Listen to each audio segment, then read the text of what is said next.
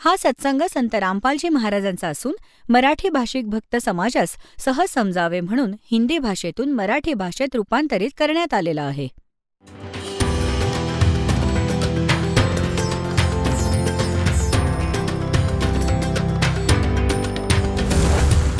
और ज्ञान सब ज्ञान डी कबीर ज्ञान सो ज्ञान और जैसे घोड़ा तोब कायम करता चले मैदान.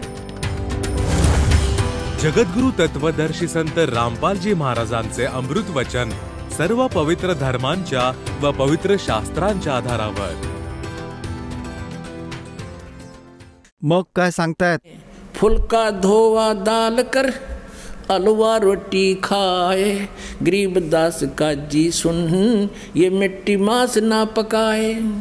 सांगतायत बाबांनो, फुलके आणि डाळ छान बनवून खा आपली, मुगाची आणि हलवा रोटी बनव आणि जास्त काही करू नकोस. गरीब दासाचं हे एवढं ऐक आणि हे मटन मांस बनवू नकोस. रोजे रखें और खून करें फिर तस्बीह ले हाथ, गरीबदास दरगह सरेतन बहुत करी है घात. कबीर साहेब सांगतायत की दिवसा तर तुम्ही उपवास करताय, व्रत ठेवताय भगवंताचं, आणि संध्याकाळी ते कर्म बिघडवून टाकलं. कोंबडा मारला, बकरा कापला, हा सगळा मूर्खपणा. काजी खिलस उठाए दे तज रोजे की रीत, गरीबदास अल्लाह भजो ये समय जावेगा बीत.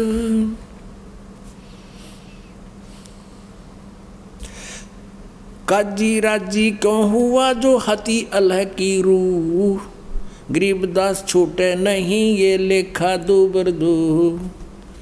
आता या प्रकारचे विचार परमात्मा त्यांच्या हितासाठीच देत असत काझी, मुल्ला आणि पंडितांना. परंतु परमात्म्याची वाणी आहे की कहें साची माने बुरी यही परीक्षा नीच, की त्यांच्या हिताचं सांगावं तर ते मात्र मांडतात वाईट, हेच सगळ्यात नीच. आता परमात्म्याचे तर हिंदू पण त्याचीच मुलं आहेत आणि मुसलमान पण त्याचाच आत्मा आहे. आता हे तर त्याला माहीत आहे त्या परमात्म्याला की हे काळाद्वारे प्रेरित आहेत. काळ इच्छितो की त्यांच्या कर्मांना बिघडवा, यांना पुन्हा नरकात टाका, यांचे डोळे न उघडो, वा यांना कुत्रं गाढवं बनून सोडून द्या. मात्र यांना परमात्म्याचा पत्ता न लागो, सत्याचं ज्ञान न होऊ दे. आता काळ प्रेरणेने ते काझी आणि मुल्ला चकित झाले, नाराज झाले आणि खूप त्यांनी वाईट वाटून घेतलं. भगवंतांबरोबर खूप गैरवर्तन केलं.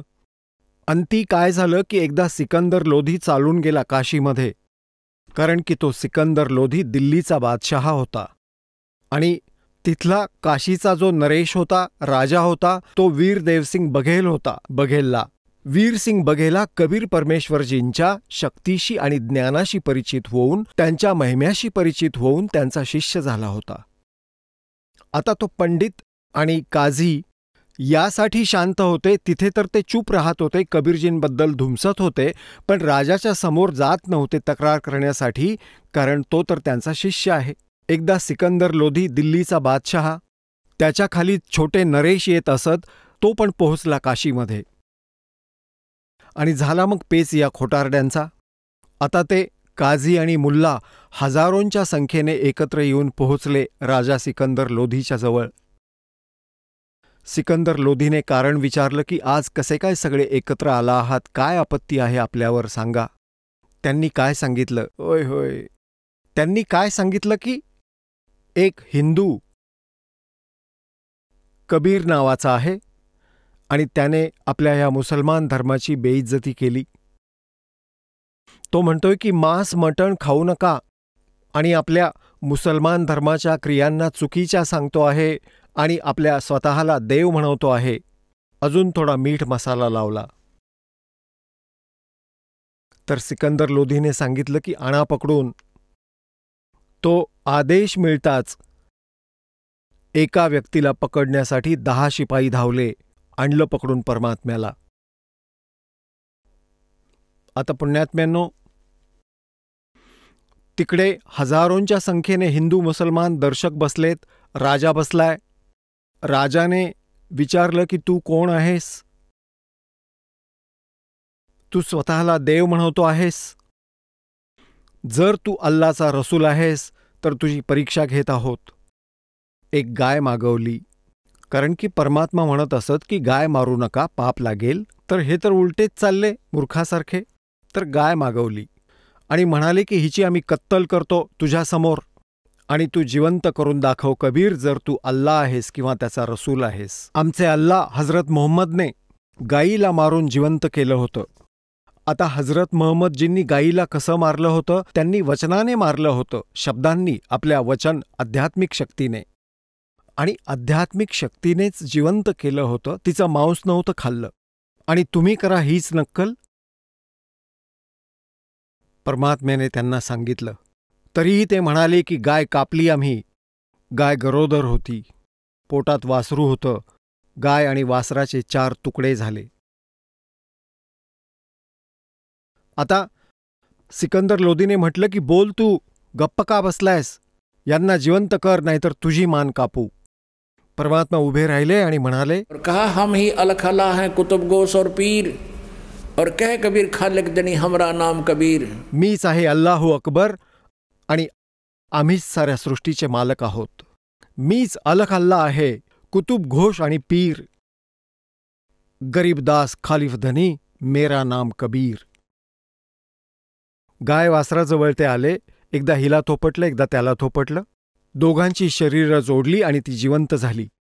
आणि गायीच्या खाली वासरू आणून पूर्ण बादली भरली दुधाने कबीर साहेबांनी. बोला बंदी छोड कबीर साहेब की जय.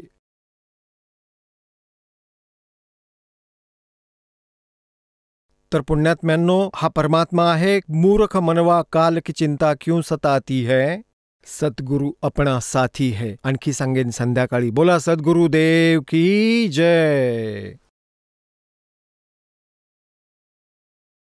परमपिता परमात्मा पूर्ण ब्रह्म, साऱ्या सृष्टीचे रचनाकार,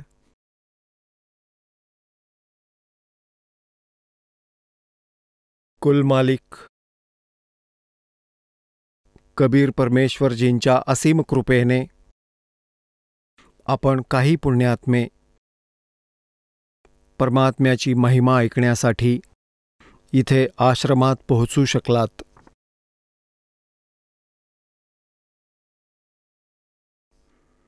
पुण्यात्म्यांनो, सत्संगात आल्याने आपल्याला ही माहिती मिळेल की खरोखरच आपण फार चुकीच्या स्थानावर राहत आहोत. हे स्थान केवळ यातना देण्यासाठी ह्या काळ भगवानाने बनवून ठेवलंय. जसं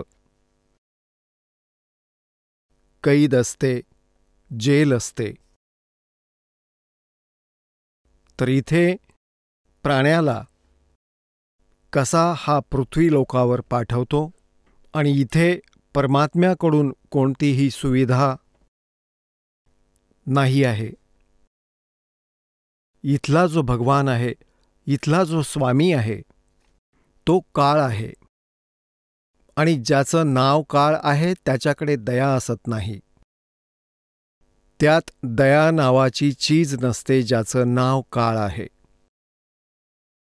आणि हे गीता अध्याय नंबर 11 श्लोक नंबर 32 मध्ये स्वयं सांगतायत की अर्जुन, मी काळ आहे आणि आता या सर्व सैनिकांचा, सर्व लोकांचा नाश करण्यासाठी आता प्रवृत्त झालो आहे. तर यातून अंडरस्टूड आहे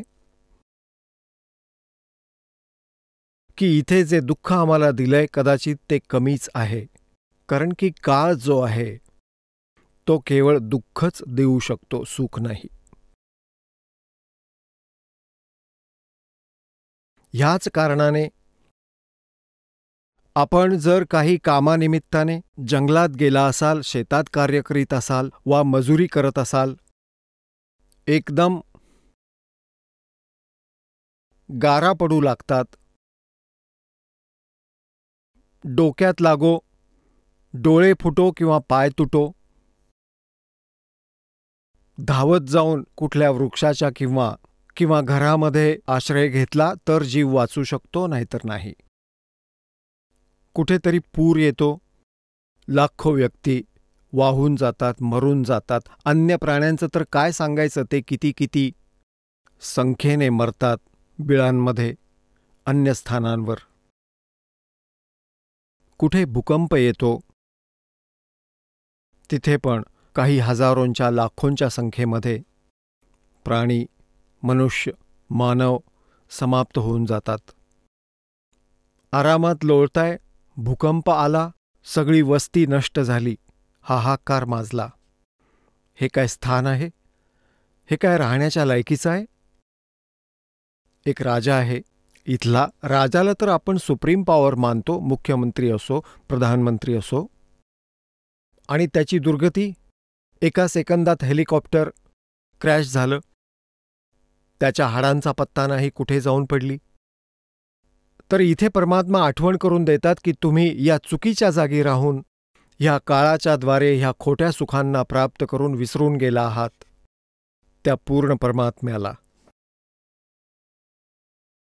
आम्हाला आठवण करून देतात परमेश्वर, कबीर कहाँ गर्बियो ये काल गह करके से ना बेरा का मारेगा के घर के परदेशो. परमात्मा म्हणतात, हे भोळ्या जीवा, तू कोणत्या गोष्टीचा अभिमान बाळगत फिरत आहेस? एक छोटीशी पोस्ट प्राप्त करून, एका छोट्याशा तुकड्याचा मुख्य बनून, राजा किंवा मुख्यमंत्री किंवा प्रधानमंत्री बनून तू कुठे राहतोयस? ये काल गह कर केश, म्हणजे तुझे केस पकडेल जेव्हा तुझा अंतिम समय येईल.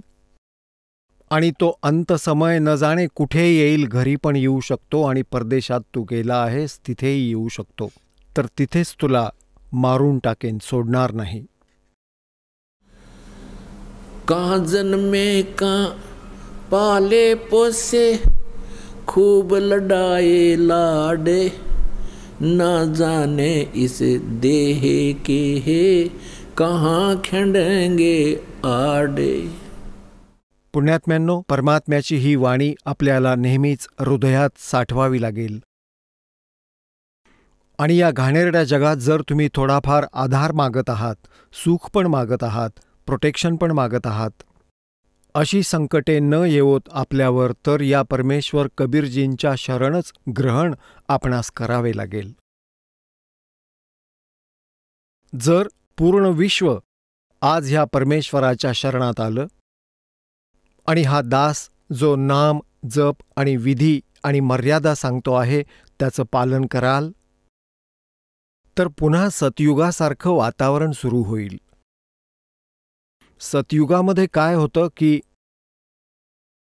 खूप मोठं आयुष्य होऊन जातं, कारण की अकाल मृत्यू नाही होऊ शकत, हा काळ परत अटॅक नाही करू शकत. आणि आपसात खूपच चांगलं प्रेमभाव राहील, किंवा लूट, खसोट, लाचखोरी, हाहाकार माजलाय. ह्या मायेने सर्वांना आंधळं बनवलंय. असे मोठे मोठे मंत्री आणि मुख्यमंत्री आणि प्रधानमंत्री आणि त्यांच्याही वरचे हे भ्रष्टाचाराच्या आरोपात येतात. शर्मेची बाब आहे, कारण की मनुष्याचं स्वत्व संपून जाईल. का होईल? कारण की तत्वज्ञानाशी परिचित नाहीये, भगवंताच्या विधानाशी परिचित नाहीये, आध्यात्मिक कर्मांशी परिचित नाहीये. याच कारणाने आपण चुकांवर चुका करीत राहतो. एका मायेच्या कारणाने भावाचा भाऊ शत्रू बनून जातो, बहीण भावाची शत्रू बनून जाते, भाऊ बहिणीचा शत्रू बनून जातो. माता पित्यांची कदर राहत नाही, माया माया दिसत राहते, शरम राहिली नाही, लाज राहिली नाही. पुण्यात्म्यांनो, परमात्मा कबीर परमेश्वरजींच्या शरणात आल्याने आपण हा विचार पण करू शकत नाही, हे परमात्मा, पहिला हाच व्यवसाय होता, पहिला हाच आमचा जॉब होता, हीच आमची नोकरी होती किंवा तोच व्यवसाय होता, आणि आम्ही सारा दिवस भटकत राहत होतो, रात्री पण झोप येत नसे आणि ओव्हरटाईम पण करत होतो, पण तरीही आमची गुजराण व्यवस्थित होत नव्हती आणि टेन्शन ग्रस्त राहत होतो ह्या परमेश्वराच्या शरणात आल्याने. कारण की हे ज्ञान असं होईल आपल्याला आणि बरोबरच भगवंताची आपल्याला सोबत असेल. तुमचं सगळ्यात आधी हे टेन्शन समाप्त करतील आणि तुम्ही हा विचारही करू शकणार नाही की हे भगवान, त्याच पैशात, त्याच नोकरीत, पगारात आज आपण खूप चांगल्या प्रकारे चांगला गुजाराही करीत आहोत आणि 2 पैसे आमच्या जवळही राहत आहेत. याचं एक कारण तर हे असेल की आपलं विडी, दारू, मांस, तंबाखू यावर पैसा जो व्यर्थ होत होता तो आपला सेव्हिंगमध्ये येईल. दुसरं हे होईल की तुम्ही डॉक्टरांकडे जात होतात. पुण्यात्म्यांनो, जेव्हा मनुष्याची पापकर्म वाढत जातात, सांगतात आपल्याला येऊन की थोडंसं डोकं दुखत होतं. डॉक्टरकडे गेलो, CT स्कॅन सांगितला आणि त्यात त्यांनी मस्तकात गाठ सांगितली. ऑल इंडियामध्ये पाठवलं. लाखो रुपये लागले, डोक्याचं ऑपरेशन झालं आणि काही दिवसांनी जी ती स्थिती होती ती पुन्हा झाली. एक गाठ काढली, पण अजूनही गाठी होऊ शकतात. काय फायनल झालं काम यामध्ये? तर सांगायचा अर्थ असा की जेव्हा या परमेश्वराच्या शरणात तुम्ही याल, तेच आजार, तेच रोग जे लाखो रुपयात ठीक होत नव्हते, तुमच्या 10, 20, 50 रुपयांच्या औषधांमध्ये बरं व्हायला सुरुवात होईल. बहाणे करतात परमात्मा. थोडीफार औषधं पण घ्यावीत आणि परमात्म्याची बरोबर भक्ती पण करावी. मग पहा कसं होतंय. तर पुण्यात्म्यांनो, असे पुष्कळ भक्त येतात, ते सांगतात की पहिले आमचा कमीत कमी वर्षभरात 20,000 रुपयांचा मेडिकलचा खर्च होत होता, डॉक्टरांचा. आणि मग ते बीडी बंडलवाले वेगळेच आणि तो दारूवाला. आणि बीडीचा हिशेब केला तर मनुष्य प्रतिदिन 10-12 रुपयांची विडी आणि सिगरेट पिणारा तर माझ्या मते 50-100 रुपयांची पीत असेल, तर महिन्याचा हिशेब लावला तर 2-2.5 हजार रुपये हे खर्च होत होते, ते वाचले. आणि मग तो जो दारू पितो त्याचं तर एस्टिमेटच लावू शकत नाही, तो किती नाश करतो एका महिन्यात. तर परमात्म्याच्या भक्तीमध्ये हे विकार नाही चालत, हे आपल्याला कंपल्सरी त्यागावे लागतील. जर तुम्हाला परमात्मा हवा असेल आणि सुख हवं असेल या लोकातही, आणि मग तुमच्या घरात बरकत दिसून येईल. कारण की आपण परमात्म्याच्या महिम्याशी परिचित नाही आहोत. आम्ही नियत खराब केली. आपल्याला जास्त समजूतदार मानून आणि अधिक क्लेव्हर समजून परमात्मा प्राप्त नाही करू शकत. उपदेश घेतल्यानंतरही आपण आपली चतुरता नाही त्यागत. आपल्या विचारांनीच आपण, आपल्या समजुतींनी भगवंतांच्या विधानाला रिजेक्ट करत राहतो, तर परमात्मा सहन करणार नाही. परमात्म्याचं नाम उपदेश घेतल्यानंतर आपल्या शंका कुशंका सर्व समाप्त झाल्या पाहिजेत. ब्लाइंड फेथ करावा लागतो प्रभूवर. आणि भक्त कायमच ब्लाइंड फेथ करत आलेत परमात्म्यावर. म्हणजे पूर्ण विश्वास, ज्याला अंधविश्वास असं म्हटलं तर चांगलं नाही वाटणार, पूर्ण विश्वास. अंधविश्वास कसे करायचे? की जे गुरुजींनी सांगितलं, संतांनी सांगितलं, आम्ही त्याला शिरोधार्य केलं. आपण ब्लाइंड फेथ करत होतो, डोळे मिटून विश्वास करत होतो ऋषींवर, गुरूंवर की हे मोठे विद्वान पुरुष आहेत, यांनी परमात्म्याला जाणलं आहे, पाहिलं आहे, ओळखलं आहे. ज्या कारणाने हे, जसं की हे संस्कृतही जाणतात आणि वेदांचा, पुराणांचा, गीतेचा हे रेफरन्स पण देतात आणि संस्कृत त्याबरोबर बोलत पण होते, तर आपला डाऊट पूर्ण संपून गेला होता की हे काही जाणत नाहीत ते. आणि या कारणाने आजपर्यंत कोणीही संत लोकात उदयास आला, हे श्रद्धाळू त्याला असे चिकटून राहतात की जसे दिव्याच्या चारी बाजूला ते पतंग भिरभिरतात आणि जळून मरून जातात. तर याच प्रकारे या नकली गुरूंकडे जे प्राणी जातात आणि त्यायोगे आपलं जीवन नष्ट करून टाकतात, जसं दिव्याजवळ पतंग जाऊन नष्ट होऊन जातात.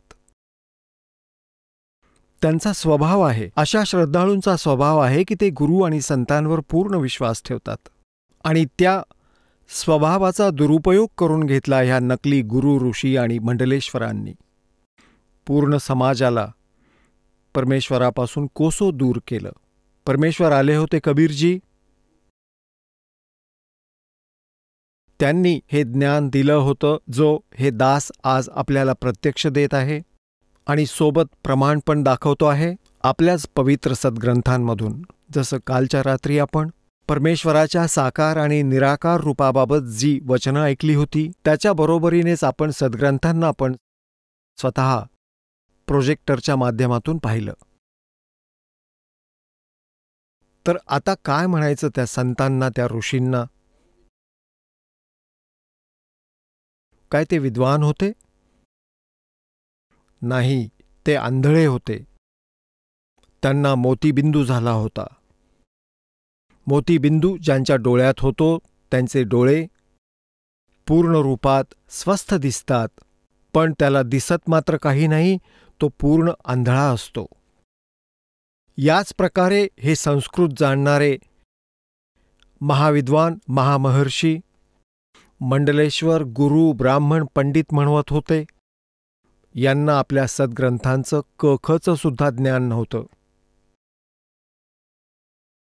आणि याच प्रकारे हे सतलोक आणि सचखंडाचा महिमा गाणारे हे पंथ, नकली राधास्वामी पंथ, धनधन सद्गुरू पंथ, हे जय गुरुदेव पंथ, हे जेवढेही संत ऋषी झाले आहेत या मार्गाने, हे सगळे एकदम तत्वज्ञानहीन आणि अज्ञानी होते. करोडो श्रद्धाळूंना यांनी मिसगाईड केलं आणि असं केलं की आता ते ऐकायलाही तयार नाही आहेत, कारण की त्यांना ते महर्षी, परमसंत, परमधनी मानत असत. ह्या विषयात परमेश्वरांनी म्हटलं आहे, मोती मुक्ता दर्शत नाही, ये जग है सब अंदरे, दिखत के तो नैन चश्म इनके, फेरा मोतिया बिंदरे, मन माणिक लहर समंदरे, मुरजीवा नगसीप न सायर, वो निर्मल आनंद कंदरे. काय सांगतायत? कि मोती मुक्ता दर्शत नाही, ये जग है सब अंदरे, और दिखत के तो नैन चश्म इनका, फेरा मोतिया बिंदरे. आता हे यांना मोक्ष मार्ग, पूर्ण मोक्ष मार्गाचं ज्ञान नव्हतं, तत्वज्ञान नव्हतं, आपल्या सद्ग्रंथांशीही ते परिचित नव्हते. तर यांना तो मोक्षरूपी मोती दिसत नव्हता, ते अंध होते. और दिक्कत के तू नैन चिसम, डोळा तर जसाच्या तसा दिसतोय, परंतु फिर या मोतिया बिंदरे. हे विद्वान दिसत होते, कारण हे संस्कृत बोलायचे आणि आपले पूर्वज हे अशिक्षित होते. आपली मजुरी करून, शेती करून आपल्या मुलांचं पालन करायचे, पण आत्म्यात भगवंताची इच्छा सदा राहिली आहे या जीवाच्या.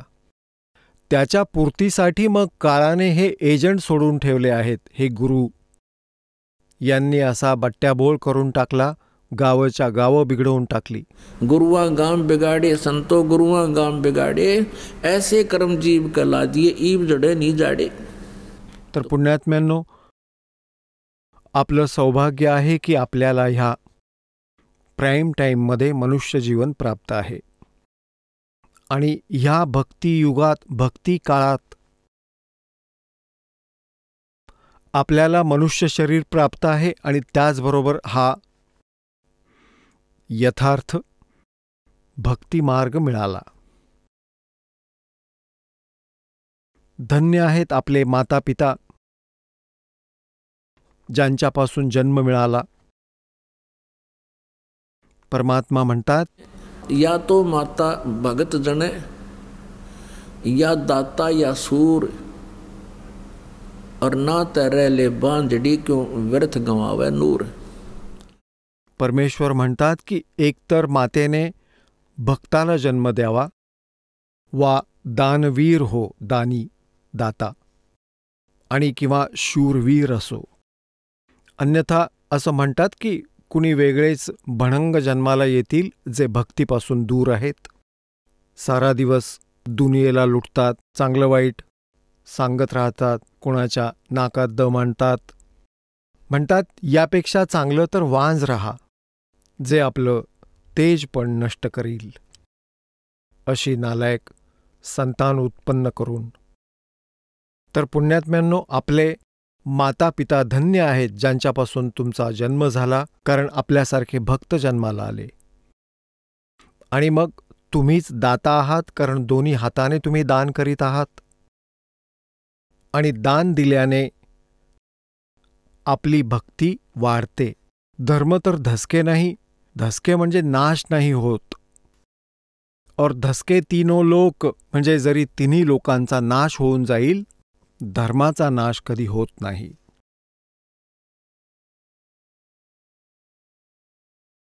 आता जसं पुण्यात्म्यांनो, शूरवीर पण भक्तच असतो.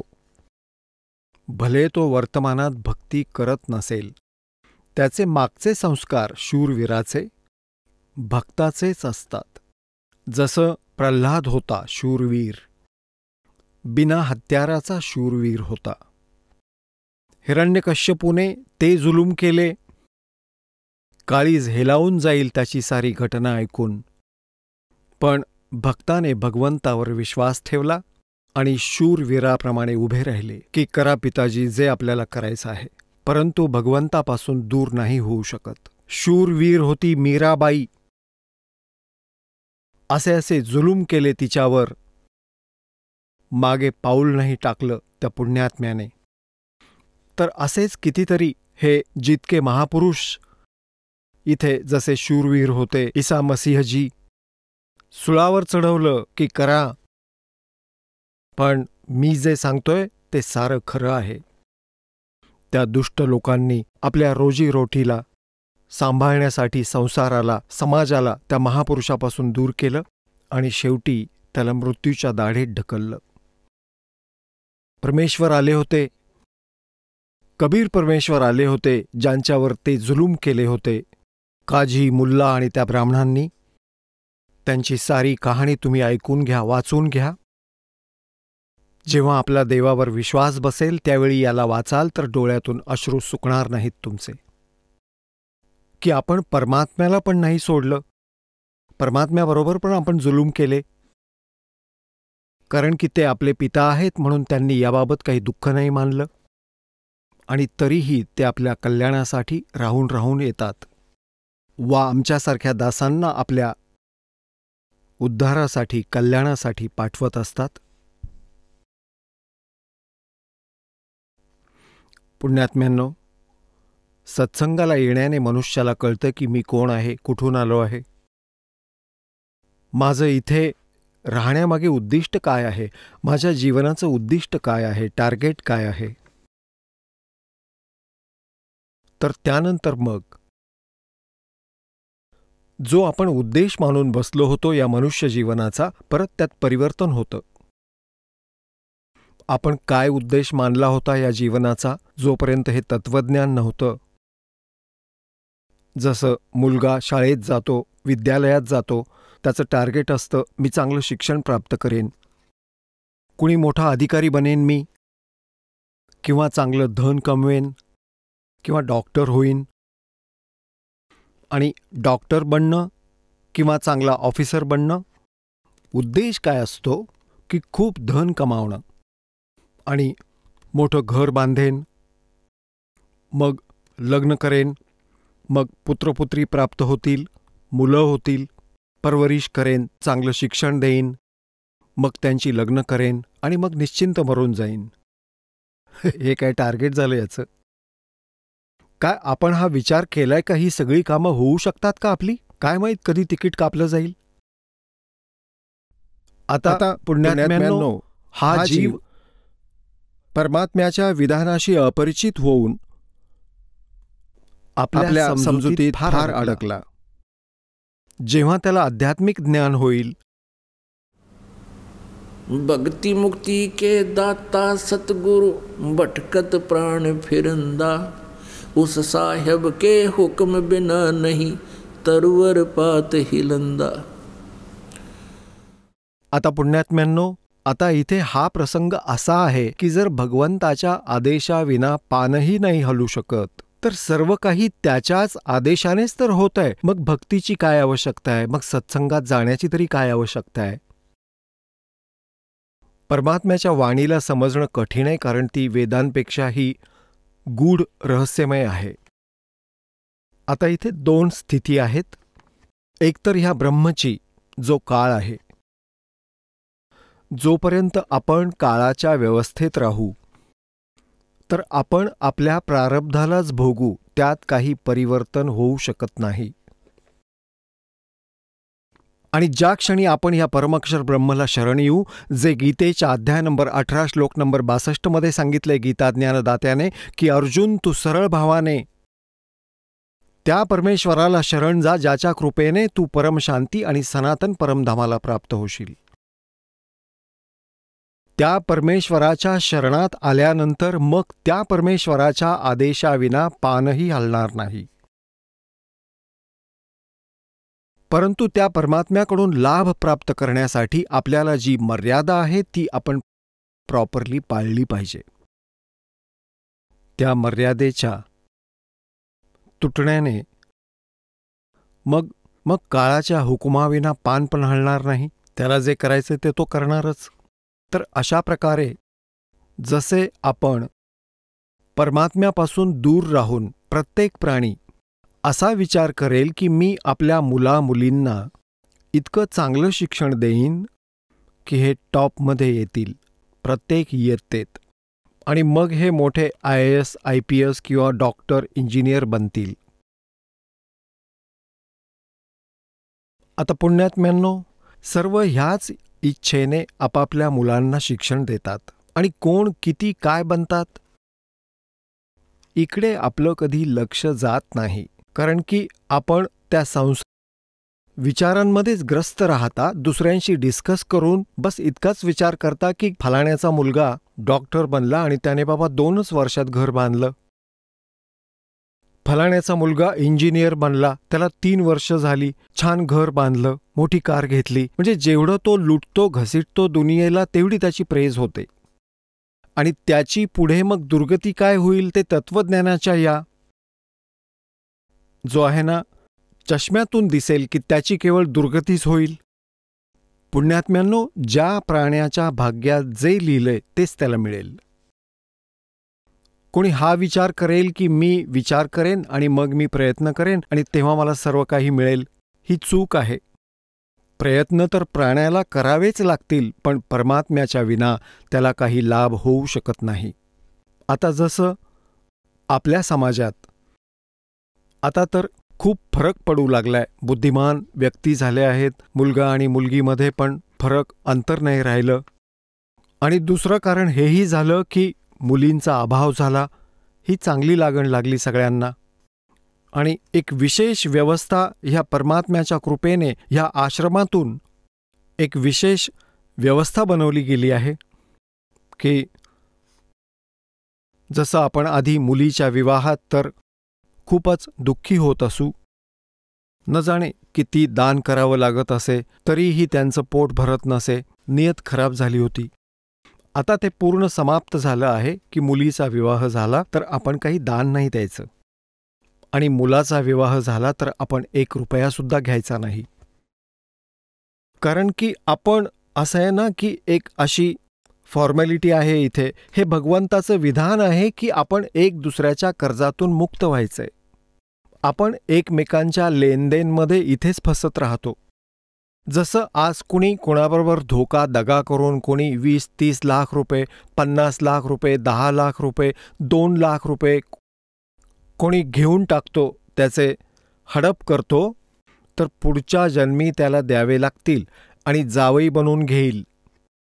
पहिले जसं की काय व्यवस्था होती की तुम्ही पाहत आहात ह्या मोठ्या मोठ्या पैसेवाल्यांना मुलीचा विवाह व्हायचा, जावयाला मोठी कार देत होते, 2-3 लाख रुपये देत होते नगद, मोठं घर बांधून द्यायचे, कारण की तो मागल्या जन्मी घेऊन गेला होता त्याचं. आता तो जावई बनून घेतोय, मुलगी पण घेऊन गेला आणि 10-20 लाख रुपये पण आपले पुरे केले आणि मग मृत्यूला प्राप्त होतो. एक खूप मोठा अधिकारी होता, त्याने आपल्या मुलीचा विवाह केला आपल्या रिटायरमेंटच्या 6 महिने आधी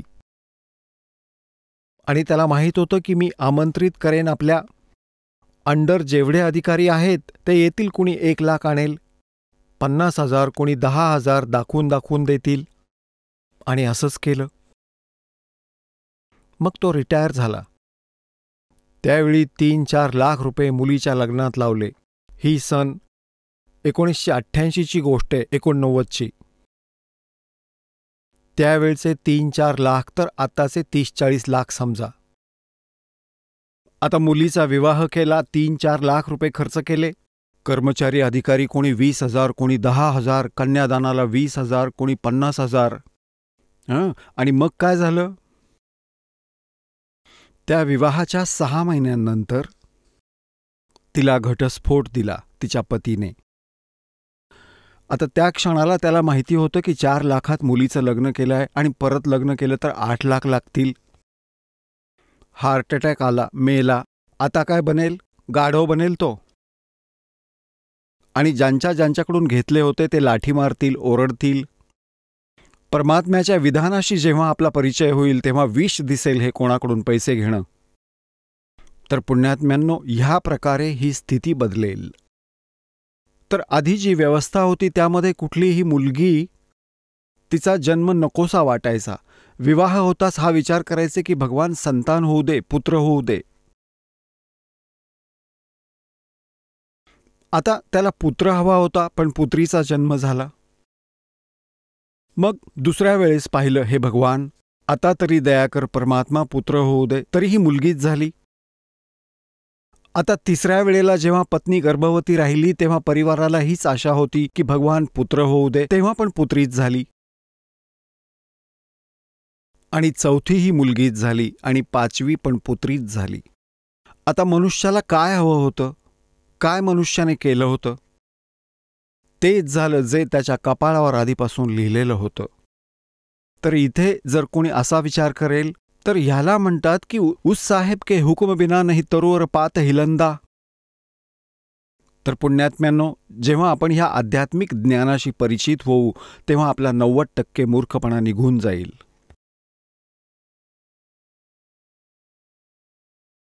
ह्या छोट्या छोट्या गोष्टी आहेत ज्या तुमच्या खूप कामी येतील.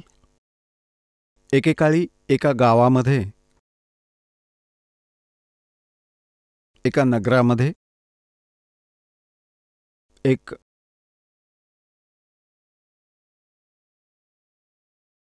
शेठ राहत होता आणि त्याने आपल्या गुरुजींकडून जे ज्ञान प्राप्त केलं होतं त्यामुळे त्याला कळलं होतं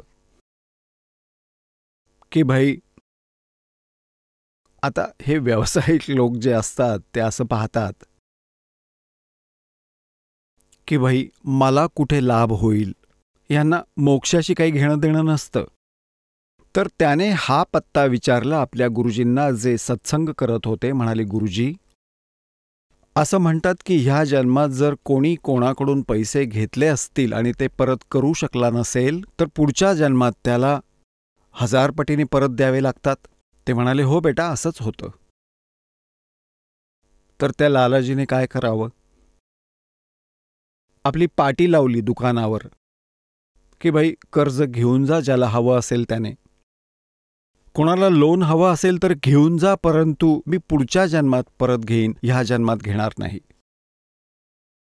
आता हे पैशांचे पुजारी असतात, त्यांची इतकी खालची पातळी असते विचाराची. सांगतात की लालाजी मेला, यमाचे दूत पकडून घेऊन गेले. तर त्याला विचारू लागले की भाई तुला पहिल्यांदा स्वर्गात पाठवू की नरकात, कारण की तुझे इतके पुण्य इतकं पाप आहे. तो म्हणाला दोघांच्या मध्ये बसवा, म्हणजे इकडचे पण येतील आणि नरकातले पण येतील, दोघांच्या मध्ये बसवा मला म्हणे. म्हणजे तिथे पण त्याने आपल्या बिझनेस पॉइंट ऑफ व्ह्यूने विचार केला. तर ह्याच दृष्टिकोनातून त्या लालाजीने आपल्या फाटकावर ही पाटी लावली होती की भाई ह्या जन्मात जर कोणी लोन घेतलं तर पुढच्या जन्मात त्याच्याकडून घेईन मी. 2 ठग होते, त्यांनी ती पाटी वाचली. ते निघाले होते चोरीबिरी करायला, त्यांनी ती पाटी वाचली. दोघे म्हणाले किती मूर्ख, आम्ही तर पहिल्यांदा पाहिले, मेंटल तर नाहीये. आता त्याच्याशी बोलणं केलं की भाई लालाजी आम्हाला 200 रुपये कर्ज दे. तर तो म्हणाला घ्या ना भाई. ते तर पक्के ठग होते. ते म्हणाले की भाई आम्ही तर लवकरच परत देऊ, आम्ही व्यवहाराचे पक्के आहोत. तो म्हणू लागला नाही भाई, मी तर पुढच्या जन्मातच घेईन. तर त्यांनी परत आग्रह केला की आम्ही 6 महिन्याच्या आतच व्याजासकट पैसे परत करतो. तर तो म्हणाला हे व्याज घेईन पण पुढच्या जन्मातच घेईन, नाहीतर जा तुम्ही. तर त्यांनी विचार केला की ठीक आहे बाई, पुढच्या जन्मात घे. त्यांना फसवायचं होतंच त्याला. तर त्या दोघांनी आपले 200 रुपये किंवा कितीही 100, 500 जे काही घेतले असतील आणि घातले गाठोड्यात आणि चालू लागले. पुढे ते चालत जात होते. एका गावाच्या बाहेर एका तेल्याचं घर होतं. पहिले तेली असायचे, बैल वापरायचे, तेलाचा घाणा चालवायचे आणि त्याच्यात मोहरी टाकायचे, त्यातून तेल बनवायचे. त्या तेल्याच्या अंगणात घाणा लागला होता. एक बैल चालत होता, घाणा चालवत होता आणि दुसरा तिथं उभा होता. झाडाला बांधून ठेवलं होतं. तेली कुठल्या तरी कामानिमित्त गावामध्ये गेला होता. ते दोघं तिथं थांबले. अल्पपहार करू, पाणी पिऊ. ते पाणी प्यायले. तर दोन्ही बैल आपसात बोलू लागले.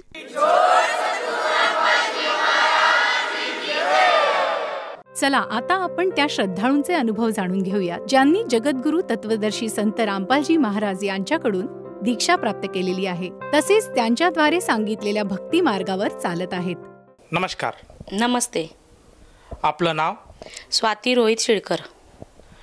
आपण कुठून आलात? मुंबई, महाराष्ट्र. आपला व्यवसाय काय आहे? माझं लेडीज गारमेंटचं रेडीमेड गारमेंटचं शॉप आहे. संत रामपालजी महाराजांची गुरुदीक्षा आपण कधी घेतली? 5 नोव्हेंबर 2014. संत रामपालजी महाराजांची गुरुदीक्षा घेण्याअगोदर आपण व आपला परिवार कोणती भक्ती साधना करत होतात? आम्ही गणपतीची भक्ती करत होतो. सिद्धिविनायक मंदिरला जाणे, महालक्ष्मी मंदिरला जाणे आणि जे मार्गशीर्ष महिन्यात जे गुरुवार असतात महालक्ष्मीचे, त्याचं व्रत तर उपवास तर नव्हतं करत, पण त्याची पूजा करणे, हे सगळे देवी देवतांची पूजा आम्ही करत होते. परत कुलदेवतेची पूजा करणे, हे सगळे आम्ही करत होतो. जसं तुम्ही सांगत आहात की सुरुवातीपासूनच अगदी तुम्ही जी महाराष्ट्रामध्ये जी प्रचलित भक्ती साधना आहे ती आपण करत होतात. तर मला हे विचारायचं आहे की संत रामपालजी महाराजांचं ज्ञान आपल्याला कसं कळालं आणि आपण त्याच्या शरणात कसे आलात? माझ्या भगतजींनी आमच्या लग्नाअगोदरच मला ज्ञानगंगा पुस्तक दिलं होतं की हे वाच म्हणून, हे ज्ञान वेगळं आहे. मग मी ते पुस्तक वाचून काढलं. पूर्ण वाचल्यावरती कळालं भक्ती वेगळी आहे आणि आपण करतोय वेगळं. भगतजींनी बोलले की तुला नामदीक्षा घ्यायची का? तर मी म्हटलं हो घ्यायची आहे. मग आम्ही लग्न केलं आणि मग आम्ही जाऊन नामदीक्षा घेऊन आलो दोघं पण.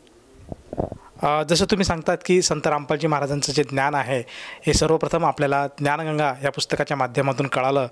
त्याचप्रमाणे आपले जे पतिदेव आहेत त्यांनी आपल्याला आग्रह धरला आणि त्यांच्या आग्रहास्तव आपण बरवाला स्थित या आश्रमात जाऊन संत रामपालजी महाराजांची 2014 रोजी नामदीक्षा घेतली. तर त्या 2014 नंतर आज 2024 उजडला आहे. तर एवढ्या 10 वर्षाच्या भक्ती साधनेने आपल्याला व आपल्या परिवाराला काय काय अनुभव आलेत आणि काय काय लाभ संत रामपालजी महाराजांच्या सद्भक्तीमुळे आपल्याला मिळालेत? आम्हाला खूप लाभ आले आणि खूपच आमचं पूर्ण जीवन परिवर्तन केलं संत रामपालजी महाराजांनी बघायला गेलं तर. म्हणजे आमच्याकडे काही नव्हतं त्या टायमाला, ज्या टायमाला आम्ही नामदीक्षा घेतली. त्याच्यानंतर थोडं हळूहळू आमच्या भक्तीने थोडी सुधारणा झाली. मग त्याच्यानंतर मला तर कावीळसारखा आजार झाला. कावीळच्या आजारामध्ये मी इतकी बारीक होऊन गेली आणि मला इतका झाला होता की ज्या दिवशी आम्ही चेकअपला डॉक्टरकडे गेलो हॉस्पिटलला, कस्तुरबा हॉस्पिटल आहे, तिथे गेल्यानंतर कळालं की डॉक्टर बोलले आजच्या आज तुम्ही ॲडमिट व्हा, नंतर तुम्हाला कावीळ खूप जास्त प्रमाणात झालेली आहे. मनातूनच प्रार्थना लावली गुरुजींना, माझ्या संत रामपालजी महाराजांना, की मला बरं करा संत रामपालजी महाराज तुम्ही. मी नामजप चालू ठेवला माझा रात्रभर आणि रात्री झोपली आणि सकाळी मला संत रामपालजी महाराजांनी येऊन मला दर्शन आशीर्वाद दिला. मी त्यांना दंडवत केलं तर मला आशीर्वाद दिला की ठीक होईल म्हणून. आणि त्याच्यानंतरला मग 20 दिवस 25 दिवस मी हॉस्पिटलमध्ये होते आणि मग मला संत रामपालजी महाराजांनी बरं केलं. दुसरा असा एक लाभ झाला की माझे दोन्ही पण ट्यूब होत्या, त्या दोन्ही साईडच्या ट्यूब ब्लॉक होत्या जे ओव्हरीजमधून असतात. HSG करून बघितलं तेव्हा मला कळालं की माझ्या दोन्ही साईडच्या ट्यूब ब्लॉक आहेत. मग मी केम हॉस्पिटलला गेल्यानंतर डॉक्टरने सांगितलं लॅप्रोस्कोपी करावी लागेल, लॅप्रोस्कोपीमध्ये बघायला लागेल की किती ट्यूब खराब आहे. जर जेवढी खराब असेल तर मग पूर्ण, जर खराब असेल तर पूर्ण काढून टाकावे लागतील आणि जर क्लीन करता येत असेल तर क्लीन करू आम्ही, असं त्यांनी मला सांगितलं. मग मला सगळे रिपोर्ट्स वगैरे काढले. त्याच्यानंतर मला ऑपरेशनसाठी बोलवण्यात आलं. मी ऑपरेशनसाठी गेली तिकडे, तर ऑपरेशनसाठी ॲडमिट पण झाली आणि डॉक्टरने सांगितलेलं काहीही सिम्पटम्स आजाराचे शरीरात असले नाही पाहिजे तरच तुझं ऑपरेशन होऊ शकतं. डॉक्टर बोलले लागले तुला सर्दी आहे, आतमध्ये कफ असल्यासारखं वाटते छातीमध्ये आणि तू घरी जा, पुढच्या महिन्यात ऑपरेशनला ये. मी मग तिथून मग गेली, दुसऱ्या दिवशी घरी आली. मग घरी आली त्याच्यानंतरला 10-15 दिवसानंतर माझ्या अचानक पोटात दुखायला लागलं. एक दिवशी संध्याकाळी पोटात दुखायला लागलं. पोटात दुखता नंतर अचानक ब्लिडिंग चालू झालं. मला कळालंच नाही काय हे. मग वाढतच गेलं, खूप वाढत गेलं. अक्षरशः मला रडायला यायला लागलं, इतकं वाढत गेलं ते. आणि मग नंतरला माझ्या ते घरीच माझ्या ट्यूब क्लीन झाल्या दोन्ही पण मला नाही समजलं की हे माझे ट्यूब क्लीन झाले आहेत करून. मला थोडंसं असं फक्त वाटत होतं. मग मी ते सगळं ठीक झाल्यानंतर 4-5 दिवसानंतर डॉक्टरला जाऊन भेटली की माझं असं मला वाटत आहे आणि तुम्ही मला ऑपरेशनसाठी बोलवलं होतं, पण आता माझं असं वाटतंय मला की माझ्या ट्यूब क्लीन झाल्या. तर डॉक्टर बोलले की पुन्हा एकदा 10 दिवसानंतर तू ये. मी त्याच्यानंतरला पुन्हा 10-15 दिवसानंतर गेली हॉस्पिटलला. तर ते बोलले की ॲजच ॲडमिट हो, ऑपरेशन करावं लागेल. तर मी म्हटलं की ठीक आहे चालेल. मग त्याच दिवशी मी जाऊन ॲडमिट झाली हॉस्पिटलमध्ये. मला ऑपरेशनसाठी दुसऱ्या दिवशी सकाळी 8 वाजता पूर्ण बेहोश करून नेण्यात आलं. बेहोश जेव्हा मला 12 वाजता होश आला आणि ऑपरेशन थिएटरमधून मला नॉर्मल माझ्या वॉर्डमध्ये आणलं, तेव्हा मला डॉक्टर बोलतात की तुझे ट्यूब ब्लॉक नाही आहेत आणि तुझे दोन्ही ट्यूब ओपन आहेत आणि आम्ही ऑपरेशन नाही केलेलं आहे, फक्त तुझी जी पिशवी होती गर्भपिशवी ती फक्त आम्ही क्लीन केलेली आहे. तर हे संत रामपालजी महाराजांनी खूप मोठी माझ्यावर दया केली की माझे ट्यूब दोन्ही पण क्लीन केल्या घरीच. जसं तुम्ही सांगत आहात की आपल्याला जो काही आजार, जी काही व्याधी जडली होती त्यामध्ये आपले जे दोन्ही ट्यूब्स आहेत हे ब्लॉक होते, त्याच्यामध्ये काही अडथळा निर्माण झाला होता. परंतु त्यासाठी ऑपरेशनची सुद्धा आपण नियोजन केलं होतं, परंतु काही कारणास्तव ते ऑपरेशन टळलं गेलं आणि आपण घरी आलात. आणि आपलं असं म्हणणं आहे की संत रामपालजी महाराजांच्या दयेने ते ऑपरेशन टळलं गेलेलं आहेत. तर मला हे विचारायचं आहे की ह्या ज्या प्रक्रियेसाठी तुम्ही ज्या हॉस्पिटलमध्ये गेलात त्या ठिकाणी तुमच्या ज्या चाचण्या झाल्या, जे रिपोर्ट्स काढण्यात आलेत, ते आपण दर्शकांना दाखवू शकाल का? हो, मी रिपोर्ट सगळे काढलेले आहेत आणि माझ्याकडे ट्यूब ब्लॉक असलेल्याचा पण रिपोर्ट आहे आणि नंतर ट्यूब क्लीन झाल्यानंतर जो मी रिपोर्ट काढला आहे तो सुद्धा माझ्याकडे आहे. ते दोन्ही सोनोग्राफी मी केलेले आहेत, HSGचे रिपोर्ट. ते दोन्ही रिपोर्ट माझ्याकडे आहेत आणि हे सगळं हे फक्त परमात्माच करू शकतात. नाहीतर जर माझ्या ट्यूब दोन्ही खराब असत्या तर माझ्या दोन्ही ट्यूब काढण्यात आल्या असत्या आणि मी कधीच आई होऊ शकले नसते. हे बघू शकता तुम्ही, माझे हे रिपोर्ट आहेत जे मी काढलेले आहेत. याच्यामध्ये लिहिलेलं आहे राईट साईडचे ट्यूब ब्लॉक आहे, लेफ्ट साईडचे पण ट्यूब ब्लॉक आहेत. हा रिपोर्ट माझा पहिला ट्यूब ब्लॉक असलेला. त्याच्यानंतरचा हा रिपोर्ट दुसरा आहे ज्याच्यानंतरला मी HSG पुन्हा केली होती. त्याच्यामध्ये माझ्या दोन्ही ट्यूब पूर्णपणे आणि एकदम क्लीन, असं पण नाही की त्याच्यामध्ये काही राहिलं आहे, पूर्णपणे क्लीन झालेला हा नंतरचा रिपोर्ट आहे माझा, ऑपरेशन नंतरचा. म्हणजे जे ऑपरेशन माझं टळलं ते ऑपरेशन माझं झालंच नाही, पण हा नंतर मी तरीसुद्धा रिपोर्ट काढला होता की माझ्या मनात शंका होती की डॉक्टर सांगतात ते ठीक आहे. त्याच्यासाठी हे मी नंतर पुन्हा एकदा रिपोर्ट काढला होता. मला डॉक्टरांनी सांगितलं होतं HSG कर, दुसऱ्या डॉक्टरांनी, तेव्हा मी हे काढलं होतं. ते माझं हे ट्यूब ब्लॉक नाही आहे त्याच्यामध्ये. अजून एक मला तुम्हाला लाभ सांगायचा आहे, तो म्हणजे मी हे सोनोग्राफी करायला गेली होती. सोनोग्राफी करायला गेल्यानंतरला मला कळालं की मला स्टोन झाला आहे आणि माझ्या ओव्हरीजला पण सूज होती थोडी. ते ह्या रिपोर्टमध्ये तुम्ही बघू शकता की मला स्टोन 3 mm स्टोन झालेला आहे आणि मला ओव्हरीजला पण सूज आलेली आहे. ही माझी सोनोग्राफी आहे. याच्यामध्ये बघा इथे नोट आउट करते, इथे स्टोन झालेला होता. याच्यासाठी मला डॉक्टरने सांगितलं होतं की 4 महिने तुम्ही गोळ्या खावा. 4 महिन्यानंतर गोळ्या खाल्ल्या तर माझा स्टोन पडून जाईल. 3 mmचाच आहे, जास्त मोठा नाही, तर पडून जाईल 3 mmचा स्टोन. 4 महिने गोळ्या खावा. ते डॉक्टरांनी मला गोळ्या दिल्या होत्या. 4 महिने मी गोळ्या खाल्ल्या. पण मला वाटलं की आता पडला असेल, डॉक्टर बोलले पडून जाईल. मग मी नंतर सोनोग्राफी नाही करून बघितली आणि नंतर असं झालं की 5-6 महिन्यानंतरला मला एक दिवशी सकाळी खूप जास्त पेन व्हायला लागलं. जे स्टोनचं पेन होतं ना, त्यालाच माहिती आहे की काय होतं. मला वाटलं होतं की स्टोन माझा पडला, पण माझा स्टोन नाही पडला. मला जाणवतंय आपण आता संत रामपालजी महाराजांना बरवाला आश्रममध्ये प्रार्थना लावायचं ठरवलं आणि आम्ही फोन लावला बरवाला आश्रममध्ये आणि विनंती केली की आमचं हे स्टोनचं दुखणं आता मला चालू झालेलं आहे आणि मला बरं करा गुरुजी तुम्हीच. मग फोन ठेवला मी आणि फक्त 5-10 मिनटंच झाले होते असतील, माझं स्टोनचं दुखणं जे चालू झालं होतं मला, ज्याच्यात मी हलू शकत नव्हते, उठू शकत नव्हती, बसू शकत नव्हती, एवढी माझी अवस्था खराब झाली होती त्या फक्त 3 mmच्या स्टोनने. ते माझी फक्त 10 मिनटामध्ये माझं सगळं पेनिंग रिलॅक्स झाली, मी एकदम बरी झाली. त्याच्यानंतरला मी बाथरूमला जाऊन आली, त्याच्यामध्ये माझा तो स्टोन पडला आणि मग परमात्मा गुरुजींनी संत रामपालजी महाराजांनी माझ्यावरती एवढी मोठी त्या दिवशी पण दया केली सकाळी 7 वाजता. या व्यतिरिक्त आपल्याला व आपल्या कुटुंबाला आणखीन काही लाभ प्राप्त झाला का? या व्यतिरिक्त अजून भरपूर लाभ झालेत आम्हाला. मी अगोदर जॉब करत होते. त्याच्यामध्ये मला रविवारची कधीच सुट्टी नव्हती. सत्संगला जाणं कधीच व्हायचं नाही आमचं. त्याच्यामुळे भक्तीपासून दूर होतो असं वाटायचं. मग भक्ती करायसाठी म्हणून मग ठरवलं की आपण आता एखादं दुकान टाकूया. मग दुकान टाकलं मी कपड्यांचं. माझं लेडीज रेडीमेड गारमेंटचं शॉप आहे मुंबईमध्ये लोअर परेलला. मग 3 महिने 4 महिने गेले, पण तेवढं धंदा होत नव्हता. माझं भाडं वगैरे पण निघत नव्हतं. मी प्रार्थना लावली परत एकदा माझ्या गुरुजींना, संत रामपालजी महाराजांना, की तुम्हीच करू शकता, तुम्हीच चालवू शकता, तुमचंच आहे सगळं, जे तुम्ही मला दिले ते तुम्हीच चालवा. आणि त्या दुसऱ्या दिवशी मी परत फोन करून प्रार्थना ऐकली गुरुजींची. त्यांनी सांगितलं काय नाही, तू कर, सगळं व्यवस्थित होईल आणि ज्योत लावायचा संकल्प कर म्हणून. मग मी ठरवलं की दर महिन्याला मी ज्योत लावेन आणि मी संकल्प करते. त्या दिवशीपासून आजचा दिवस आहे. माझे 2 वर्ष झाले दुकानाला. 2 वर्ष झाले माझ्या दुकानाला मी आता चालवते आहे. काहीच प्रॉब्लेम नाही होत. मला पैशाची गरज होती. मी लोनसाठी खूप बँकेमध्ये गेली वगैरे, सगळं दाखवलं, डॉक्युमेंट्स दाखवले नेऊन, पण मला ते लोकांनी माझं लोनचं काम नाही करून दिलं. जे कपड्याचा व्यवसाय करतात त्यांचा मेन सीझन असतो तो म्हणजे जुलैपासून ते डिसेंबरपर्यंत, आणि माझं चालू होणार होतं ते सीझन. आणि आता मला टेन्शन आलं होतं की काय करू. मग एक बँकेतला एक माणूस समोरूनच स्वतःहून आला आणि म्हणाला तुम्हाला लोनची गरज आहे काय. ते घेऊन गेले, माझ्याकडून डॉक्युमेंट चेक केले आणि बोलले तुमचं लोन होईल म्हणून. ते मी लोन घेतलं आणि मग त्याच्यानंतरला माझं अजून वाढत गेलं आणि मला जेव्हा मी अगोदर लोनसाठी प्रयत्न करत होते तेव्हा माझं नाही झालं. आणि नंतरला तो माणूस समोरून आला आणि म्हणाला मी करतो, आणि त्याने सगळे माझे डॉक्युमेंट्स वगैरे जमा केले नेऊन.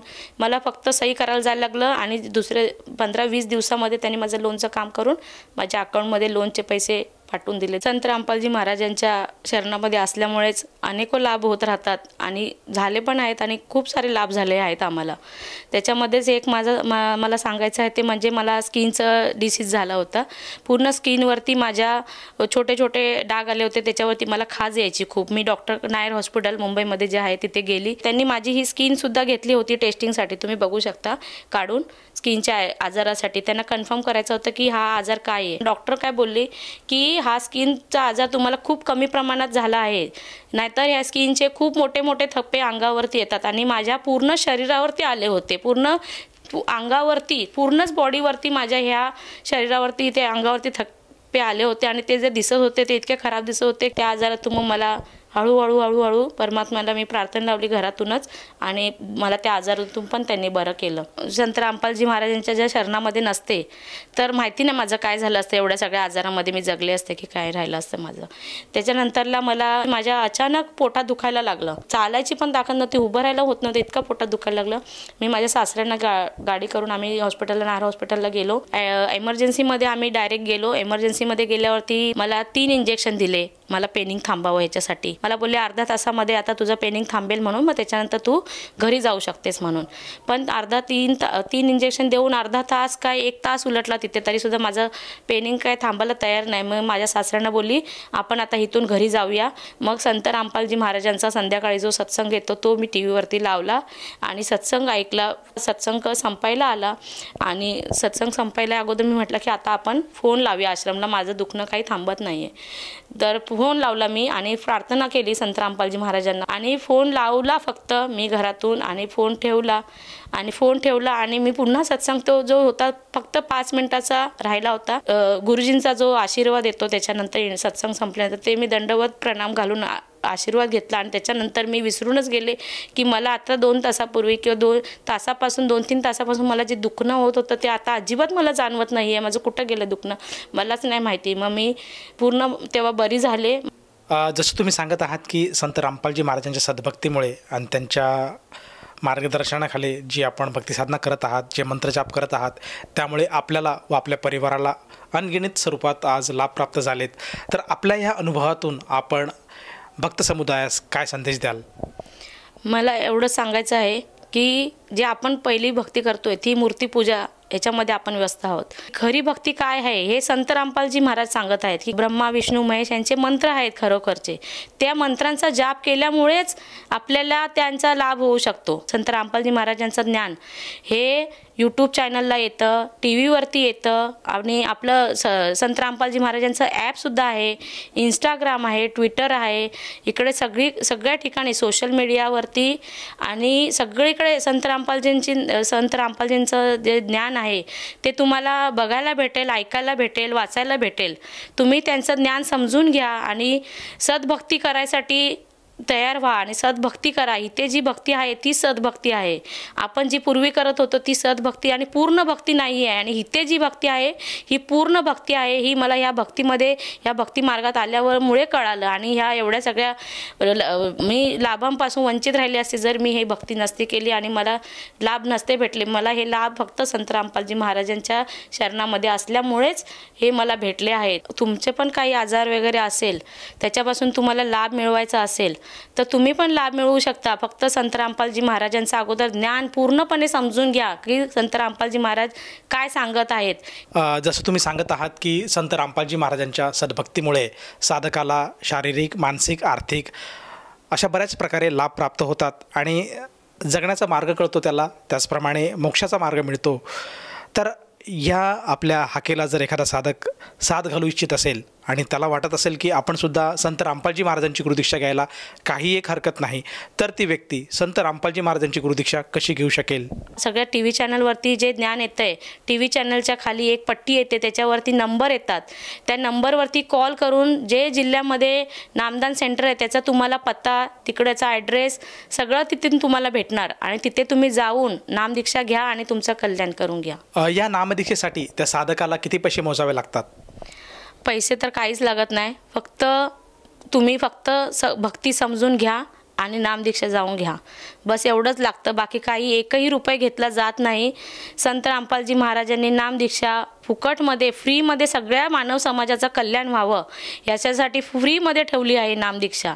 काय भक्ती देत आहेत ते समजून घ्या आणि जाऊन नामदीक्षा घ्या. धन्यवाद. सत साहेब.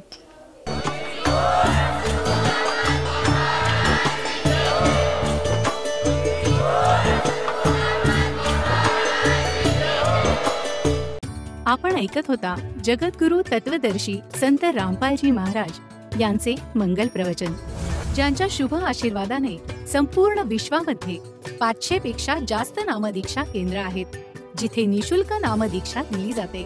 निशुल्क नामदीक्षा प्राप्त करण्यासाठी आणि अधिक माहितीसाठी संपर्क करा 7030303951 7030303952. अद्वितीय आध्यात्मिक ज्ञान वाचण्यासाठी, पाहण्यासाठी आणि ऐकण्यासाठी संत रामपालजी महाराज ॲप अवश्य डाउनलोड करा किंवा आमची वेबसाईट www.jagadgururampalji.org वर विजिट करा. आम्हाला सोशल मीडियावर फॉलो करा. सर्व पवित्र धर्मांच्या पवित्र शास्त्रांवर आधारित प्रमाणित अनमोल पुस्तक ज्ञानगंगा किंवा जगण्याचा मार्ग यापैकी कोणतेही एक पुस्तक निशुल्क मागवण्यासाठी आपण आम्हाला आपले पूर्ण नाव, पूर्ण पत्ता, पिनकोड आणि फोन नंबरसह लिहून 7030303951 किंवा 7030303952 या नंबरवर SMS करू शकता किंवा 7030303950 या नंबरवर व्हॉट्सअप देखील करू शकता.